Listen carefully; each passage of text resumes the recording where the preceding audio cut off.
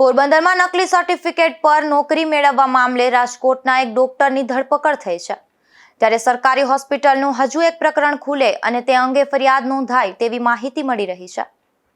Porbandar civil હોસ્પિટલમાં bogus document રજૂ કરી ડેન્ટલ ટેકનિશિયન તરીકે હંગામી નોકરી મેળવવા મામલે ઝડપાયેલ દેવ કંદરપભાઈ વૈદ્ય જેલ હવાલે થયો છે। ત્યારે તેને ₹80,000 સર્ટી બનાવી આપનાર ડોક્ટર રાજકોટના ડેન્ટિસ્ટ મિલાપ કારિયાને પોલીસે ઝડપી લઈ 3 દિવસના રિમાન્ડ પર લીધો છે। રિમાન્ડ દરમિયાન સૌરાષ્ટ્રભરમાં બોગસ ડોક્યુમેન્ટથી નોકરીનું કૌભાંડ ખુલે તેવી શક્યતાઓ વર્તાઈ રહી છે।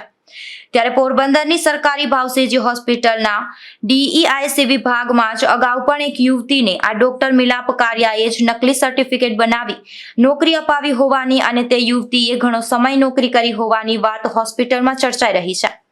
પરંતુ હોસ્પિટલના સત્તાવાળાઓને આ બાબતની જાણ હોવા છતાં કોઈ કાર્યવાહી કરવામાં આવી નથી। ત્યારે પોલીસ રિમાન્ડ દરમિયાન આ યુવતીને પણ નકલી સર્ટી આપનાર મિલાપ કારિયાની સામે કાર્યવાહી કરી અલગથી ગુનો નોંધાશે કે કેમ તેવા સવાલો પણ ઉઠી રહ્યા છે। જો કે આ ડોક્ટરની ધરપકડ થયા બાદ ઘણા રાજકારણીઓના ભલામણ પણ આવી ચૂકી છે। ત્યારે હવે શું થાય તે જોવું રહ્યું। નિપુલ પોપટ સાથે અશોક થાનકી, ગુજરાત ન્યૂઝ, પોરબંદર।